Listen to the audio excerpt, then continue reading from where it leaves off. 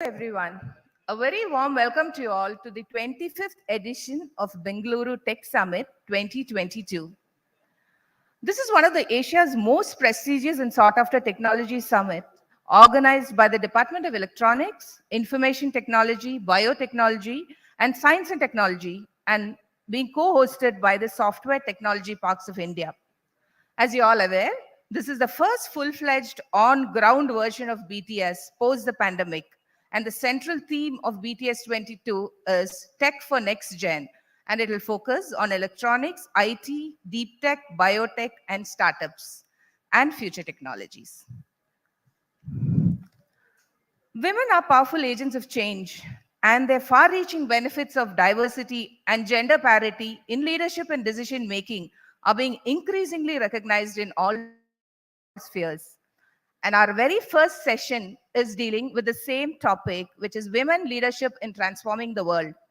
Ladies and gentlemen, let me have the pleasure in welcoming our keynote speaker, Miss Virginia Littlejohn, who is the co-founder and president of Leaps Incorporated. And this is going to be a live streaming session.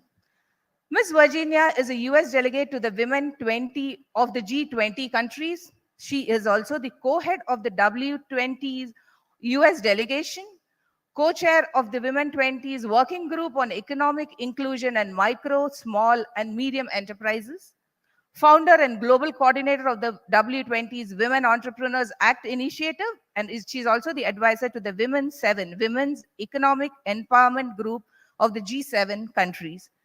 Ladies and gentlemen, this is going to be a live streaming session, and this is the keynote speaker.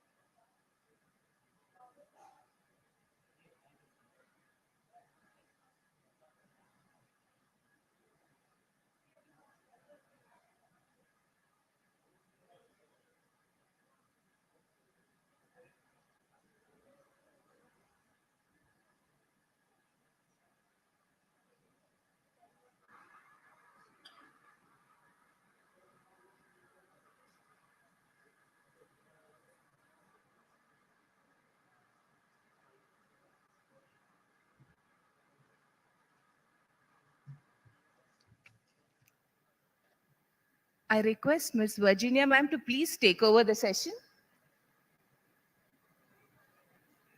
Thank you.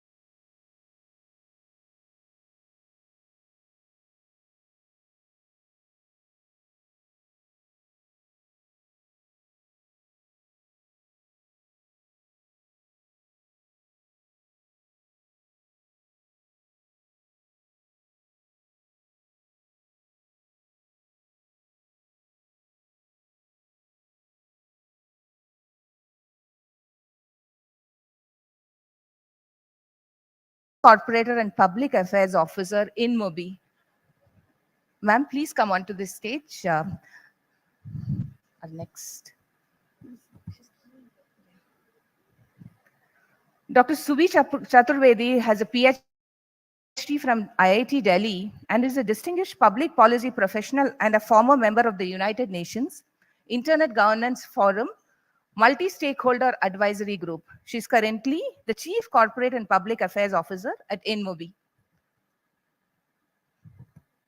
Ladies and gentlemen, let me welcome Dr. Subi Chaturvedi onto the stage. Ma'am, please.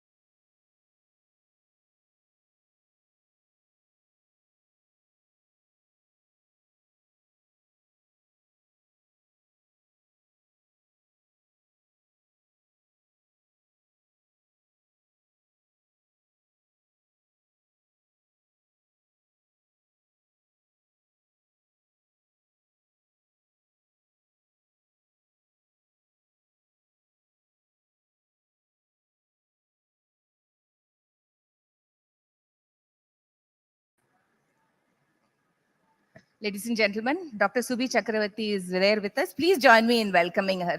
Welcome, ma'am.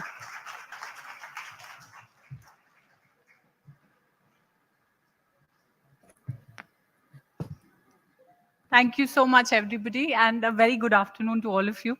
My apologies, it's not the famous Bangalore traffic. I'm not going to blame it on traffic. We were just finishing some G2G meetings, so profusely apologetic. I can't tell you how excited and happy I am today to be delivering the keynote. BTS is a vision and a collective effort for all of us. I want to first start by congratulating the Honorable Minister, as well as the Chief Minister, and the entire amazing team, and a lot of you who are in the hall today with us to make this happen. I'm not from Bangalore, but Bangalore is both Karma Bhumi as well as my second home. Today, we're going to discuss, and I'm truly honored to open the conversation about something that I'm truly, truly passionate about.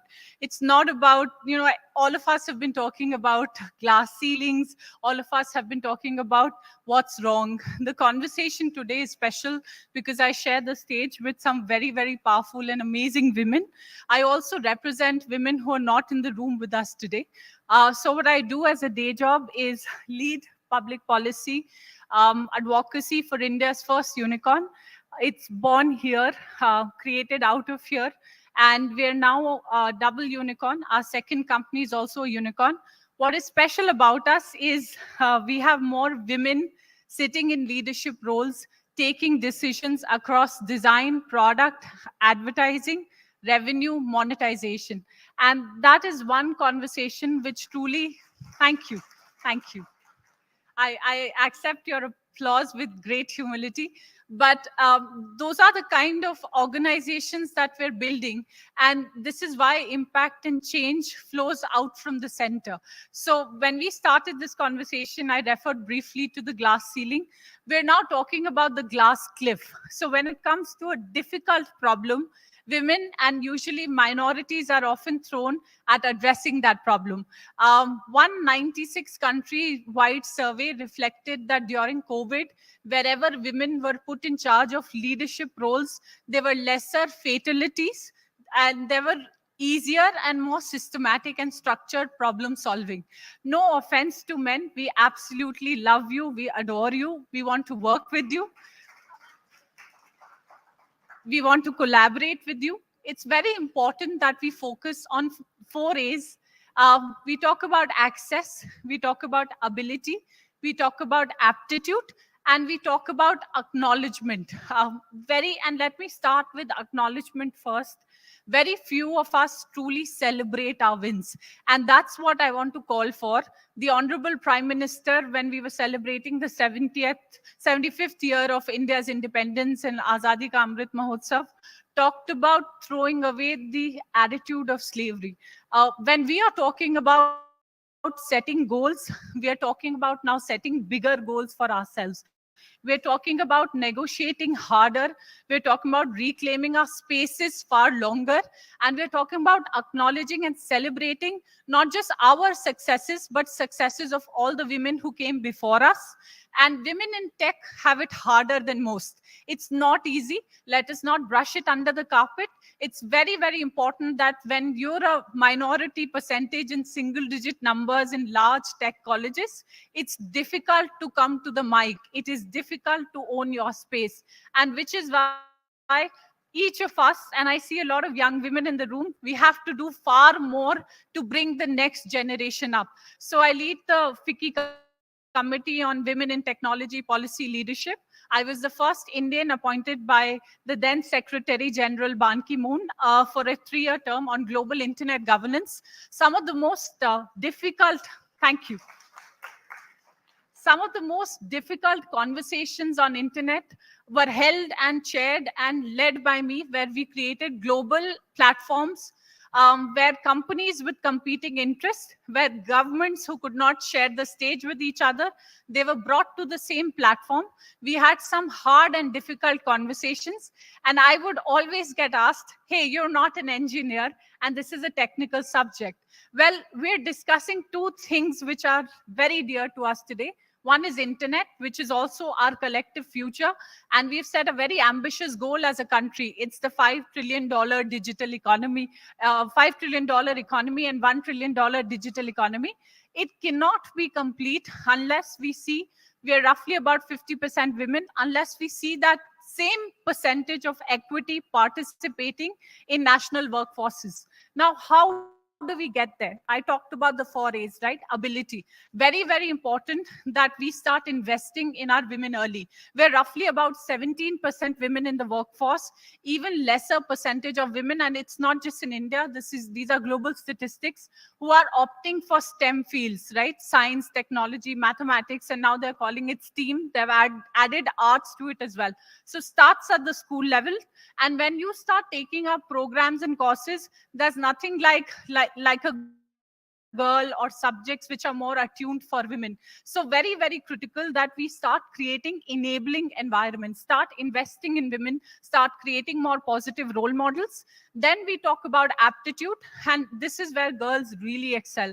So multilateral, multitasking, and ability to problem solve in a manner which does not conform to boxes. So if you're given a problem, you will not go with the standard framework. You will look at creative and innovative ways of problem solving. So tech companies which have women leading product development are doing far better, because they're not just thinking about profitability or bottom lines, they're also thinking about user-centric approaches to design. So therefore, products which speak well to the kind of ecosystem, problems which make a difference and are larger and bigger than ourselves, they are being acknowledged. And also, how do you start utilizing technology for good?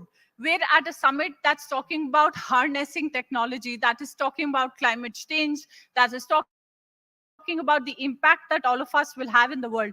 You will hear more from my fellow panelists who come from their expertise, but it's very, very important that conversations which are now taking place, and India is going to be taking up the G20 leadership soon. We're adding a new track around cyber peace, right? How is it that India takes a natural leadership on setting global conversations? This is our time. This is our century. It's not just our decade. Each year has to be our year. And therefore, to friends in the room who are also men, I always request, pass the mic, yield the space, allow more women to come forward. And there's a similar ask, right, from women who've already made it, that you have to make sure that you start bringing in these conversations, which are very, very important. And I link this directly to profitability. It's not just something that you're doing for us as empathy. It's not just something that you're doing for us as a favor. When more women are part of boardrooms, it has been known to enhance profitability by as much as 15%. So it's good for people. It is good for business. It also means that when you're starting to invest in women, conversations are warmer. You are able to create safer spaces. People are not afraid to express themselves. So a lot of innovation comes in, not just from inclusion and diversity, saying, hey, I'll have women in the room, but they're not going to be in leadership roles. When you bring them in, you also encourage creativity. You also bring in a culture of innovation. And if India has to win, we need to start putting together, not just following, not just copying, not just taking orders, not just delivering, but how do you start thinking original? How do you start looking at innovation where India designs for India, and you designed in India for the world? So those are some of our goals. And that's why we talk about goals that have to be much larger, much bigger in purpose, and not just about our company, not just about our industry, not just about our sector, but also about our race, also about our country. And that's where all of us come together as a singular workforce, where we start unlocking potential. And this is a very, very important figure. The World Economic Forum talks about important skill sets that we need to acquire. By 2030, all of us need to start focusing on upskilling, reskilling ourselves. So they've pegged the number at about roughly 700 million.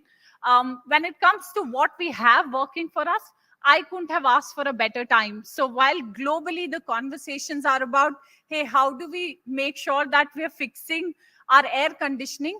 At the moment, we're a country with a lot of inequalities as well. So on one side, from one connection per 16 households, you now have over 1.32 billion subscriptions. Nobody's ever heard of this number. You have one of the highest usages of data. You have about 400 million smartphones, and you now have content that's available in local languages, right? So that is where true innovation is happening. But we're also seeing that the internet has been a great democratizer. So roughly about 5 billion people are online.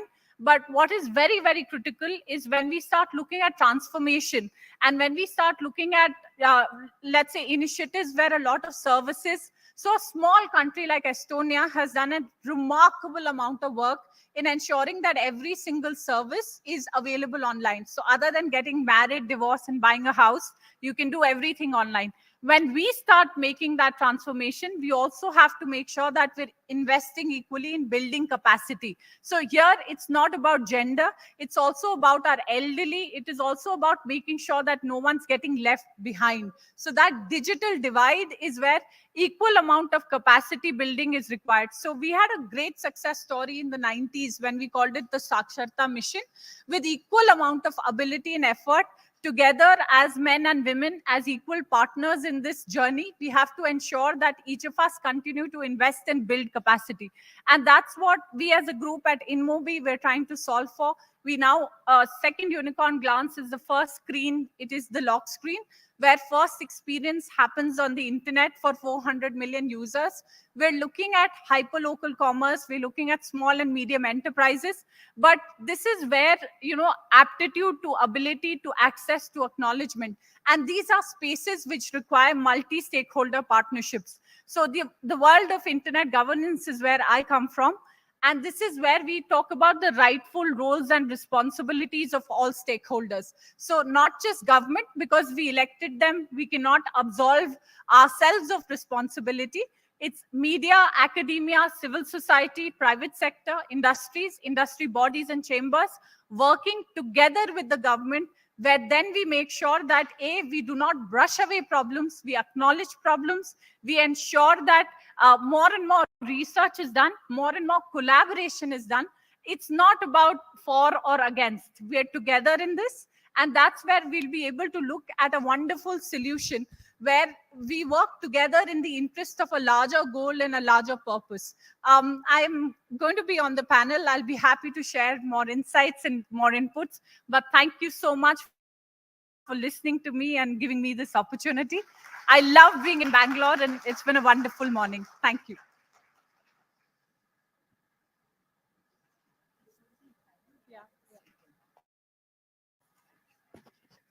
Thank you, ma'am, for sharing your thoughts. Um, I would now request, ladies and gentlemen, I would now welcome the rest of the panelists for this session. Miss Beverly White, who's a senior anchor, Your Story Media. Beverly White is a senior anchor at Your Story Media and an anchor, host, and master of ceremonies with nearly 20 years' experience. She has hosted shows and televised events for leading global companies like Tata Steel, Asian Paints, Hero Motocorp, and healthcare giant Optum. She has worked with India's leading news channels, which include NDTV, CNBC TV 18, and Times Now of the Times Network. Welcome, ma'am. Our next panelist, Ms. Sri Vidya Srinivasan, who's a co-founder and Chief Customer Success Officer, Amagi Technologies. Srividya has successfully conceptualized and introduced pioneering products for global markets. She loves to create innovative product solutions to tackle complex engineering problems. At Amagi, Srividya plays a critical role of advising global clients on suitable cloud deployment architecture, designing custom solutions, and ensuring that clients transition to cloud broadcast models smoothly. Welcome, ma'am. Ms. Maithili Ramesh, who is a co-founder and CEO, Next Wealth Entrepreneurs Private Limited. Maithili has 30 years of experience in her career. She completed a BE Computer Science from College of Engineering, Guindy, and MBA from IIM Ahmedabad. In her 20-year successful stint in Wipro, she grew from a customer support executive to a senior vice president. Her career spans across product management, procurement, transition, BPO consulting, and operations marketing, business head, and quality. Welcome, ma'am. And Ms. Geeta Ramurthy, who's a co-founder and CEO of Career Confidence. Ms. Geeta Ramurthy, who's a co-founder and CEO, Giga Innovation Center. Giga means giving Indians global access. 10x organization, transformation expert, funding, build leadership, strategy to scale board member, TAI. Bangalore member, she's also Bangalore member, US India Chamber of Commerce. Welcome, ma'am. I now request Ms. Beverly Hills to please take over the session. She is going to be the moderator of the session. Good morning. First of all, I think a round of applause for our audience today. Such a warm, welcoming audience, so receptive. And Dr. Subi, that was an amazing speech. I think we all, and it was extempo as well. So I think all of us were wondering how you were remembering so many facts and figures just off the cuff. But I think that's because this is obviously a matter which is so close to your heart, and so close to all our panelists' heart today. So, obviously, most women leaders who I've met wait for the day when they're not called women leaders anymore. They want to just be called leaders. I think that's something I've heard across the board, and I'm sure our panelists today are no exception to that. Is there something that you would like to add to that? I can't agree more. And I went to this really small school in Chandigarh, and they had a session called Ladypreneur. And I had my heart in my mouth, and they were really sweet and very, very nice. So we spent the first 5 minutes discussing how we're just leaders, we're just fellow professionals. And these epithets, it's also a very small anecdote. When Delhi Metro started, they painted a separate box, and it was painted pink, and it was a women's only box. And when you would get onto the other general dabbas, you were told to go there because that was your place. So this is where the conversation has to be, right? There is no place, that's only our place. All place is our place, and we're coming for it. So thank you. All place is our place, and we have to all yield, like you were saying. It's very important, not just for the men in the room, who we of course love and appreciate, and like Dr. Subi said, want to collaborate with. They're all looking a little scared. They're like, are we in the right place at the moment? But trust me, you are in the right place. And ma'am, would you like to expand on that, like, that it's not just about women leaders, it's about leaders in general? Yeah, so that has been my approach all along. In Amagi, as well as in the previous company which I co-founded, I never looked at any candidate saying, is it a man or a woman, or is it a man or a woman, what should I do with them? So I just looked at sheer talent, and based on what the fitment for that role is, I hired that person. That actually played, and I always believe that women, if they're good, they will come up. And now in Amagi, we have our UX leader is a woman, our IT head is a woman, and all kinds of people come in at all times based on their skill set, and not based on whether they're men or women, or the black or white, or they're from other country or India. We don't look at it that way. So that's the difference, how we looked at it. And ma'am, if I could ask you. Yeah, I probably agree and disagree with that. Okay.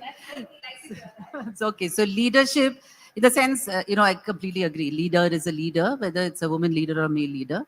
And ultimately, it is the output that is important and the process by which that happens.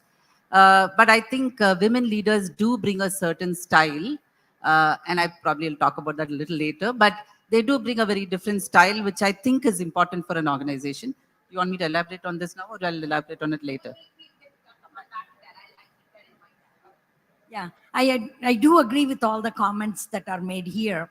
And we're excited to see that there is a good percentage of men and women here in this hall today. When I walked in, there was nobody. Then I turned around and the hall was full. We are very, very grateful for that. And yes, women do have a very different way of leading and also making an impact. And most important is adding results to whatever projects they take. And that's very, very important. And we are here to support all of them. Thank you so much. Thank you so much for your perspective. And a lot of people may think that this is restricted only to panel discussions. It's only buzzwords, which make it to the media. But how does this actually happen on a day-to-day basis? You were talking about 50% of the workforce, 50% being invested in making India the superpower that we all hope that it will be. But how does that actually practically happen in the sense, like in everyday homes? How can we all help that to happen? Beverly, I think that's one of the most important questions. So it starts from a house. And when you look at access to devices, right, it's usually the mother who gets the laptop the last.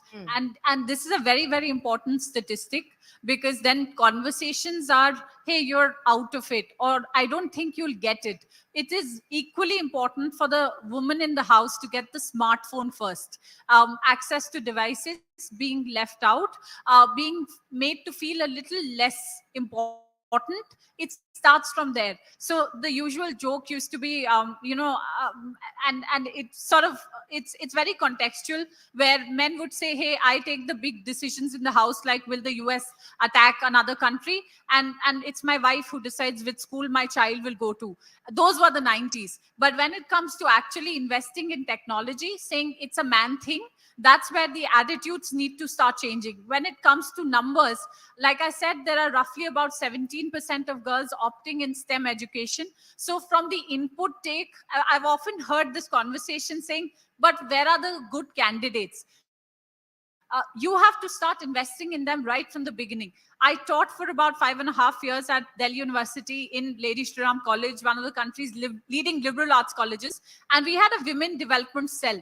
We were often accused of overstating our case. And this is why when we talk about balancing gender, it's not today, it's years of patriarchy. So therefore, when it comes to attitude, when it comes to asking for more, when it comes to making roads better lit so that public transport is not an issue, it's an entire ecosystem Then when it comes to conversations in boardrooms, having representation and leadership in the right set of roles. So again, for the longest time, you had important functions like finance and marketing, and then you had public relations, right? So softer approaches where one function would get more preference. And this is where, who do you put?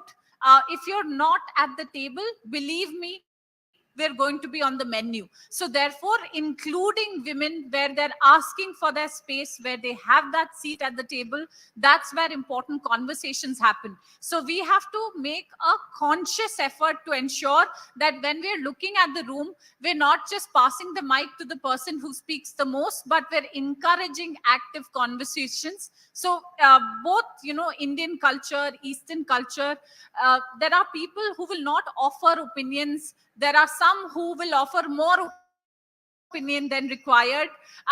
We have to make sure that when we're looking at leadership conversations, even as managers, team managers, it's equally important to ensure that you pass the mic around. With that, I'd like to hand the mic.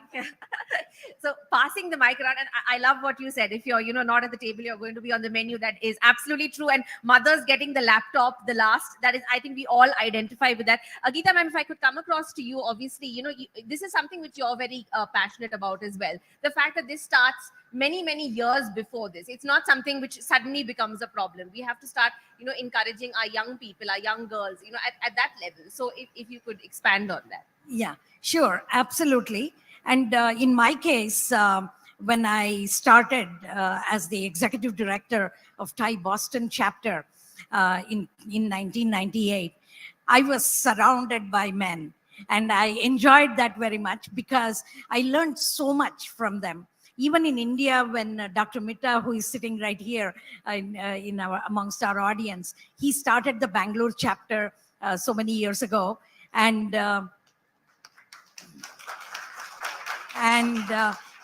every time I came to Bangalore, he would say, Geeta, come and sit in my office and, and do your work. And so with this kind of inspiration, women, we cannot just say that we can go do our own things, and make an impact in our own way. We have to learn from men as well. So I always say men and women have to sit together next to each other and learn from each other and inspire each other. So I have learned a lot along my, career in Thai.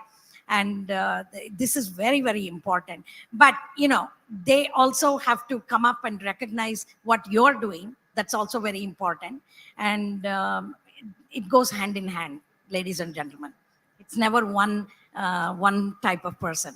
Absolutely. And Maiti ma'am, if I can come to you now, we're all sitting in a room of relative privilege, in the sense like we're in a metro, we have access to education and opportunities. What about women actually in, tier 2, tier 3 cities, in smaller towns and villages? What kind of chance do they have, and how can we make their opportunities better to actually be women leaders? How does that? Because that's something you obviously work very tirelessly at. So I think it is important to understand fundamentally why are we talking about women leaders in the first place, right? If we are just going to treat them as, I think there are 3 reasons, and it's important to know that. One is that, and I talked about it earlier, right? The leadership styles are very different. So for and I wish there was a male member in the panel. But we will be having a more interactive session. Sure. So, yes. So the first reason is the style of leadership is different. What is the difference in the style of leadership? It is because, women leaders are more used to nurturing, inclusiveness, more process-oriented. Male leaders are more used to go forth and conquer, quick decisions, more goal-oriented. There's no right or wrong about this, but I think both styles are required in an organization if an organization has to become an organism. So it's important to nurture both styles of leadership, and therefore women leaders are important. That I would say is the first reason. Second thing that I've seen is actually it is good for the business. And I think Dr. Subi also mentioned, I think early days in Wipro, I used to be probably the only senior leader there. And I remember we've had these customers visiting us, and I would be the front facing always. And always I used to be the only woman there in that room. And one of the customers who came, and we were bidding for a very large deal, that was led by a woman leader. And she said, how come, and they were about 10 of us on this side, and I was leading. And she said, how come you don't have any other women leaders? And then we had to go and get a, scrounge around and pull a team leader in and put her there so that to say that she's also a leader. It was a black mark against us in that particular deal. So it is definitely good for the business. That is the second point. Third point is that what we have seen in Next Wealth, in Next Wealth, we do work, AIML data services, which is high-end leading edge technology services from small towns, and with graduates, of which almost we have about 4,500 people totally, and more than 55% are women. And the reason that we are having a lot of these women, and we have about more than 25%, 27% women leaders, is because we found that in these locations, especially tier 2, tier 3 cities, women are able to not only, and we do a social impact study on this, and we have done that study, which shows that women are able to impact the family, they're able to impact the society, they're able to impact the community, which means it's not an impact of today, it is an impact for the next decade when you do bring in women leaders, especially in these locations. And the social impact study actually shows, and I'll give you an example here. One is that it's shown that women are no longer now graduating and then getting married at the age of 21. They're getting married in our centers, age of 25 and 26. And when they get married, they have enough money to fund their own marriage or fund their education or fund the siblings' education. That's the other thing that we have seen. Third thing we have seen is that some of them are now able to choose their partner in these locations. And they have also been, in a few cases, able to say no to dowry.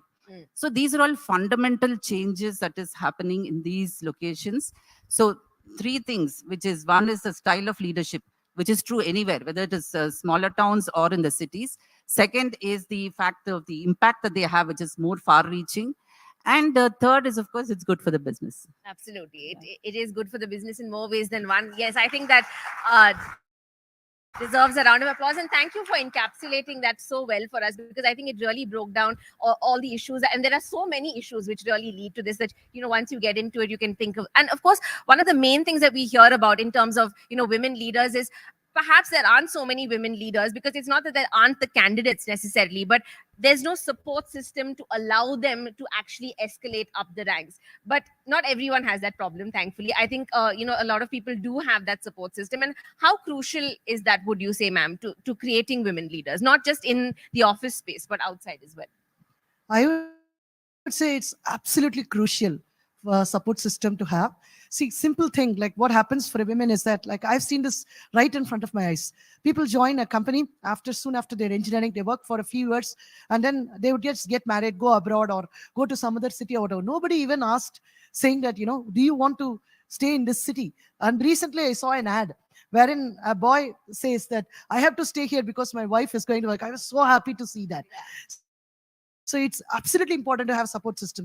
Let's say that even after marriage, if it continues, then once you have a child, it becomes extremely hard. I was really fortunate to have a family who helped me immensely. Both my parents were teachers, and my mother was a very, very popular teacher in her school, and I think she won her best teacher award for Tamil Nadu government or whatever. So there always used to be 75 to 100 students in my house all the time. Something or the other, they're asking questions, and my father always used to cook. I've seen things like that always. Then when I actually got married, my mother-in-law was also a teacher, and both of us were working. We were running this small company called Impulsoft. At that time it was a startup, but soon she realized that I have to spend the time. When she saw that I had to spend the time, she started supporting me like anything. I wouldn't have been in this place if not for my mother-in-law. Right from taking care of my children to the way in which I'm here, it's all because of her support, as well as other people who worked with us, who supported us. Recently, one of the ladies who helped me to manage my second child, she came to me and she said, my daughter is getting married. And then I gave her a very grand gift according to her. And she asked me, why did you give this gift? I said, between the age of 1 to 5, my second son used to be very, very naughty and difficult person to handle. You gave me peace of mind. I could work for 8 hours in office with the thought that, okay, Mangla will take care of the child. So that is a big, big thing which you did for me. And I want to, give back my gratitude. So support system is extremely important for women to succeed. Absolutely. And, creating the support system, unfortunately, though, is often left to the woman to figure out for herself. But, we have so many women in power sitting here today. What can we do at an organizational level to ensure that it's not just left to the woman to figure out the support system for herself? Thank you, Beverly. I think it's really important that we look at the question of access. We're Indians, right? And frugal innovation runs in our DNA. I was once thinking about a story where after the first tsunami came and there was massive destruction around the coastal belts of Orissa, the government decided to give fishermen GPSs to figure and find their way out back from the sea to the shore. They decided to mark spaces where there would be maximum catchment of fish. So you give us technology, and we will figure out a way to empower, maximize. But it's not just restricted to saying, well, I'm giving you a job. Now you figure out what you will do with it. At every stage of bringing the person into the organization, to ensuring that you're planning for growth, career, how do you set someone up for success? And these are conversations I have with both young male members as well as women members of my teams, that what is it that we can do as an organization to support you? A lot of these, when I wear my other hat and we work with women in Kashmir, in Aurangabad, one of the biggest enablement is creating safe spaces. We call them Samanbals. I know we're talking a lot about Atmanirbhar Bharat, but a lot of resilience, and Sheryl Sandberg talks about leaning in and ensuring that there's a ladder. It's our duty and it is incumbent upon ourselves that if there is an ability to create a creche in the workspace, if there is an ability to create a child-safe workplace environment where there is an opportunity to ensure that the woman is not worried about, or mom guilt is a very, very real thing. You can't put that under the carpet saying, hey, you're taking tough decisions. And where more often than not, women are put in crisis situations saying, oh, because she can handle it better, let's bring her in because she's a problem solver. But then it is equally incumbent upon us as an organization, us as leaders, to ensure that you put the spotlight on these important conversations saying, hey, what are the 4 things that she's worried about? So transportation is a big issue. Economic independence is, my fellow colleague talked about it. A lot of horrendous violent crimes against women are to ensure that they're not economically independent, because then she will have both voice and she will have agency, and then she will not be under the thumb. And this tendency to say, how do I take away that equal opportunity? That equation needs to be reversed. So conversations around safety, ensuring that you have transportation, ensuring that you're not just keeping people till 8 o'clock because then at 8:05 they'll get transportation. We need to be more sensitive. We need to be more responsive. We need to be more practical, like you would take care of a family member's needs. If we're saying that we're truly committed to ensuring that it's an equal opportunity organization, then yes, we need to do more than our fair share to make sure that women look forward to coming to work each day. And that's the kind of organization that we're trying to build. So I'm very happy to share that the average age of employees at InMobi is over 11 years. That's longer than a lot of marriages lasting today. So I say this with great care and caution, but we love the fact that we care about our values. We love the fact that we genuinely care about our people. And that's a happy place to come to work too. And hence, great places to work need to be defined by not just gender parity, not just parity in salaries, but how enabling and how safe is your work environment. Will you be targeted after you've spoken? So there's a really famous judge who talked about, is there freedom of speech or is there freedom even after speech? So when you create that organization, when you feel valued truly as a woman leader, where you will not be judged for being too aggressive or being too opinionated, that's when you're truly creating a healthy work ecosystem.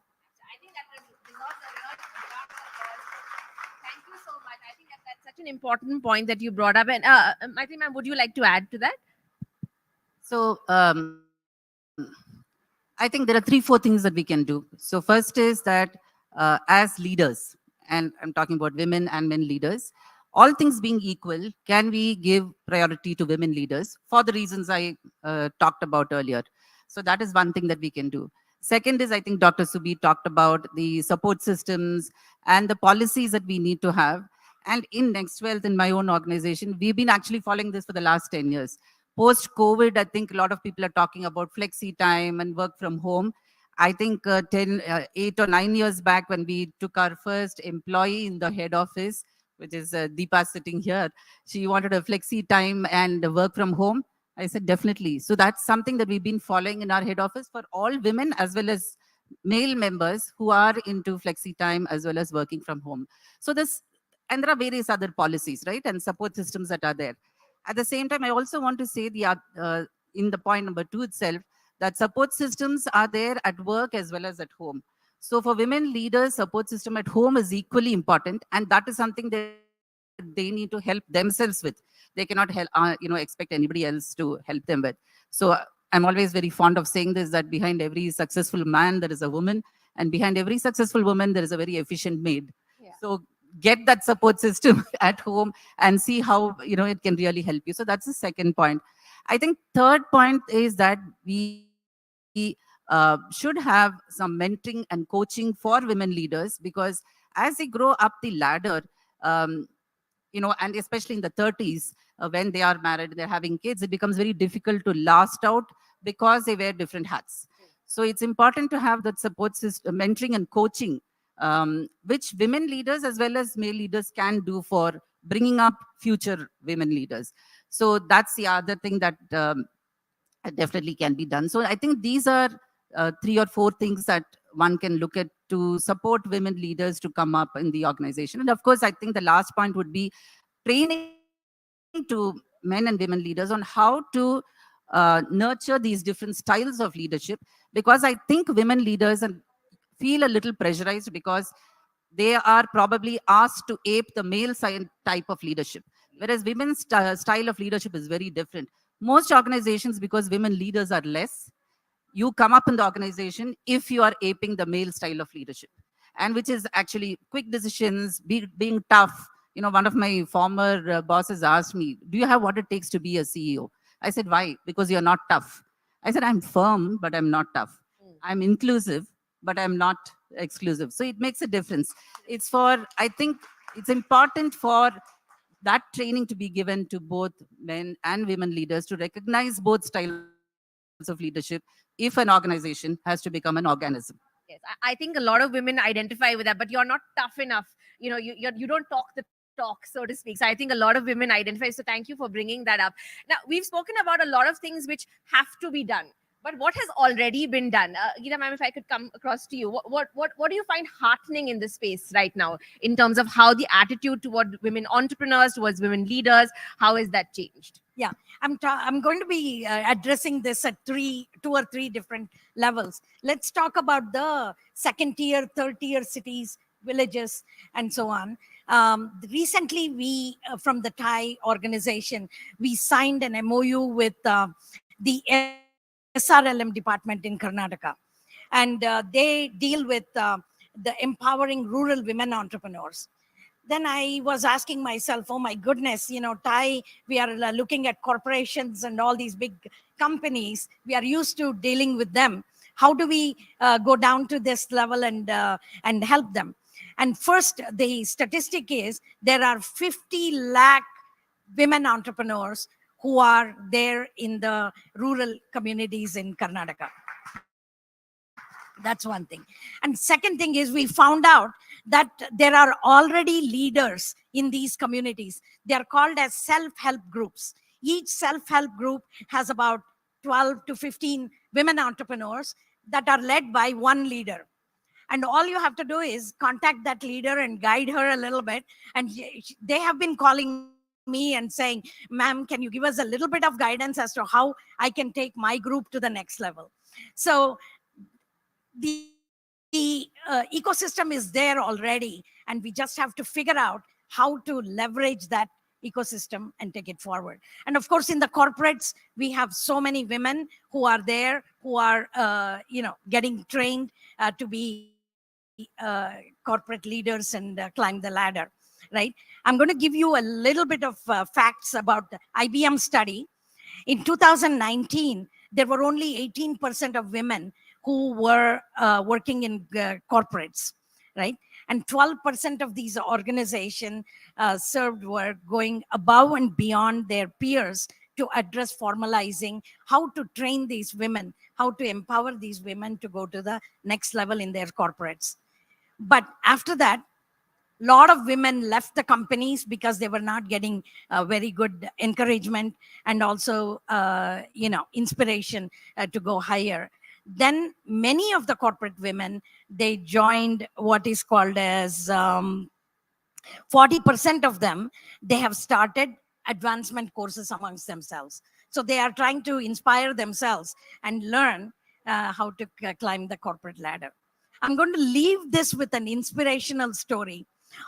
Ladies and gentlemen, especially ladies, there are opportunities everywhere. You just have to find it and keep moving, keep running with the ball, right? I'll give you one simple example. There was a lady in a very, with a very humble background in Chennai. She goes to US, joins one of the Ivy League colleges and gets her MBA. And she joins as a low-level manager in one of the corporates. After several years, she retires as the CEO and the chairman of this global company. The global company I'm talking about is Pepsi Cola, and the lady I'm talking about is Indra Nui. And even today, she inspires and empowers so many corporate women today. And we talk about balancing life. She's the first one who says there is nothing, even for women, there is nothing like balancing life. It's all about setting priorities. Yeah. It's all about setting priorities. With that, I'll pass on the mic to you. Well, I can't top that. That was a really inspirational note. So thank you all so much for joining us. And thank you to all our wonderful panelists for all the insights that you gave us today. And thank you for being a wonderful audience. Thank you. Thank you for being an amazing moderator, Beverly. Thank you very much. Wow, that was such an interesting session. I think as better decision makers, women are naturally more effective in leadership positions. Ladies and gentlemen, let's have a big round of applause for our wonderful panelists. I now request Ms. Parnika Pavanram, who's a General Manager, Admin, Karnataka Innovation Technology Society, Government of Karnataka, to please come on stage and hand over the mementos to our wonderful panelists. A round of applause, please, ladies and gentlemen.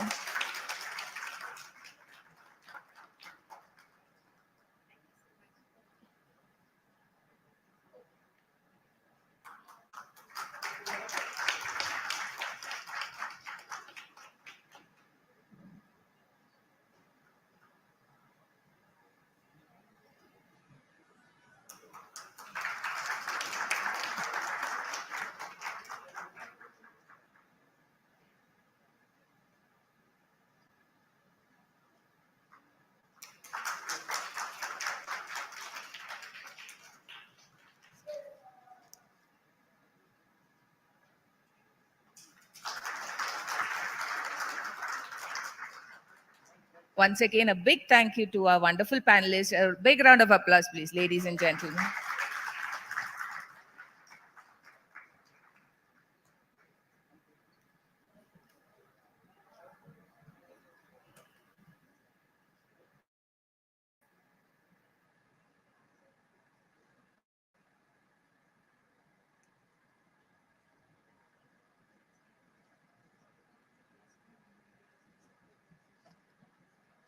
We now break for lunch. And ladies and gentlemen, please do join us for the next session, which is on social entrepreneurs delivering the green economy now at 2 p.m. Thank you all.